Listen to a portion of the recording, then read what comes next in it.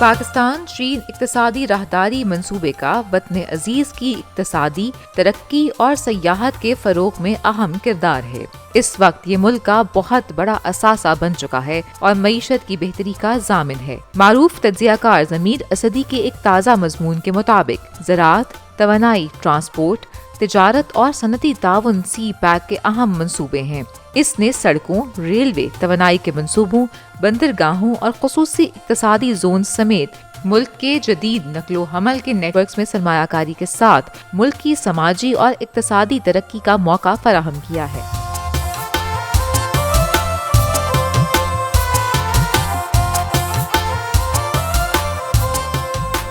سی pack Pakistan کے عوام کے لیے دیرپا اقتصادی فوائد اور پائیدار ترقی کا راستہ ہے، جس نے توانائی کے بحران سے نمٹنے کے ساتھ مقامی لوگوں کے لیے روزگار کا موقع بھی فراہم کیا ہے۔ سی پیک کے آغاز کے بعد سے چین پاکستانی اسٹوڈنٹس کے لیے پسندیدہ ملک بن گیا ہے، جبکہ پاکستانی فنکاروں، ماہرین تعلیم، سائنس اور میڈیا کے شعبوں میں بھی دونوں ممالک کے درمیان مضبوط روابط قائم ہو رہے ہیں۔ یہی وجہ ہے کہ سی پیک کا منصوبہ لوگوں کی امنگوں پر نہ صرف پورا اترتا ہے بلکہ ان کے دل جیتنے میں بھی کامیاب ہوا ہے۔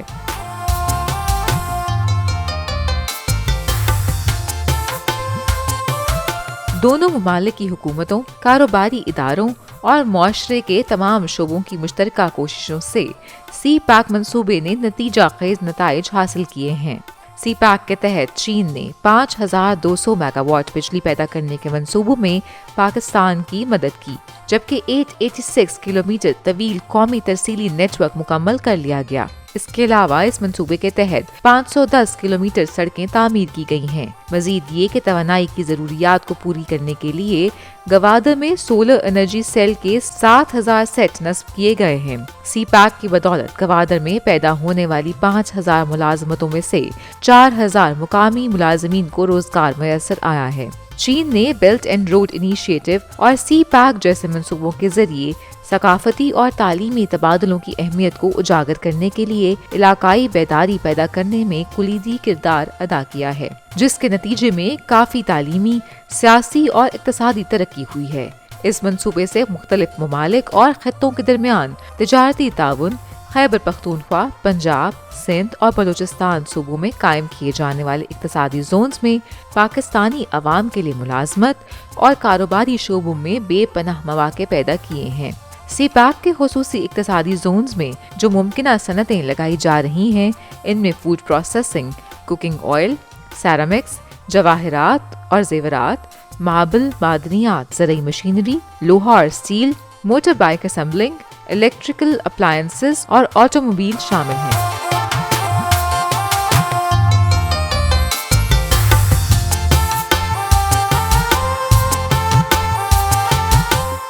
پاک چین اقتصادی راہداری نے پاکستان کے جنوب، مشرق اور شمال سے سڑکوں کا ایک وسیع نیٹ ورک پھیلا دیا ہے، جس سے پاکستان کے شمالی سیاحتی مقامات ملکی اور غیر ملکی سیاحوں کے لیے قابل رسائی بن چکے ہیں۔ یوں BRI اور سی پیک جیسے منصوبوں نے سیاحت کے شعبے کی بحالی میں اہم کردار ادا کیا ہے۔ اس وقت ملک میں 3 لاکھ افراد سیاحت کی صنعت سے وابستہ ہیں اور بہتر سڑکوں اور ذرائع آمد و رفت کی وجہ سے ملک میں سیاحوں کی تعداد میں اضافے کے ساتھ مستقبل میں یہ تعداد 5 لاکھ تک بڑھنے کا امکان ہے۔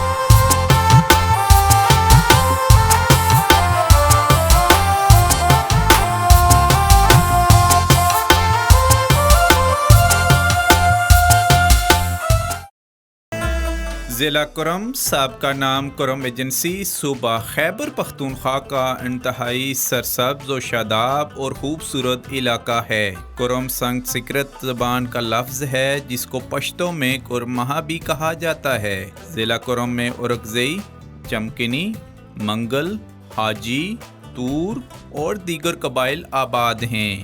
یہاں کی 98% آبادی پشتو زبان بولتی ہے، جبکہ صرف ہزارہ اور خوشی قبائل فارسی بولتے ہیں۔ ضلع کرم کا کل رقبہ 3380 مربع کلومیٹر ہے۔ ضلع کرم اور اس کے صدر مقام پارا چنار کے علاقوں میں گرمیوں میں بھی موسم خوشگوار رہتا ہے۔ تاہم موسم سرما میں یہاں خوب سردی پڑتی ہے۔ یہاں درہ کرم اور برف سے ڈھکے کوہ سفید کے پہاڑی سلسلے اس علاقے کو سارا سار سرسبز رکھنے کے ذرائع ہیں۔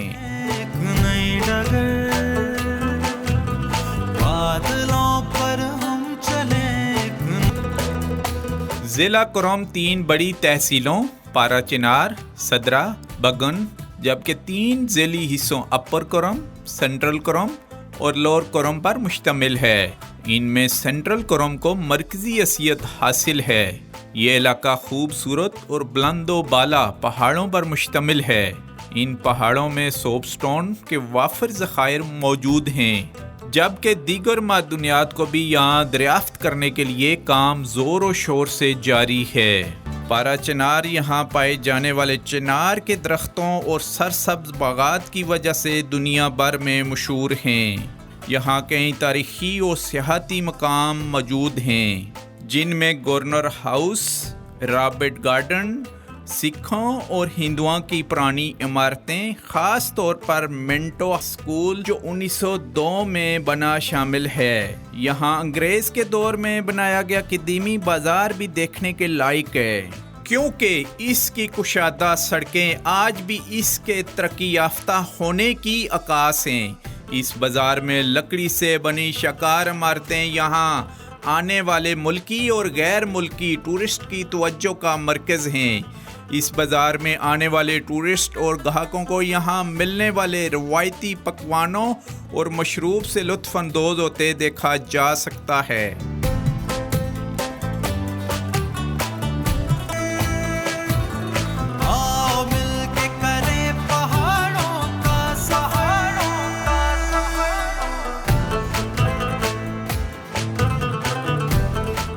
لیلا باغ اپر کرم کا ایک خوبصورت اور بہترین سیاحتی مقام ہے، جس کو ڈسکور پاکستان کی ٹیم نے اپنے ناظرین کے لیے پہلی بار ایکسپلور کیا ہے اور یہاں کے حسین اور دلکش نظاروں کی عکس بندی کی ہے۔ ٹیم ڈسکور پاکستان نے لیلا باغ پہنچنے کے لیے تقریباً 1.5 گھنٹے اونچائی کا ٹریک پیدل سفر کر کے طے کیا۔ اس سے پہلے کسی بھی ٹی وی چینل نے باغ لیلا کے خوبصورت علاقے کو اپنے کیمرے میں محفوظ نہیں کیا اور نہ ہی اس بارے میں کسی قسم کی رپورٹنگ کی گئی ہے۔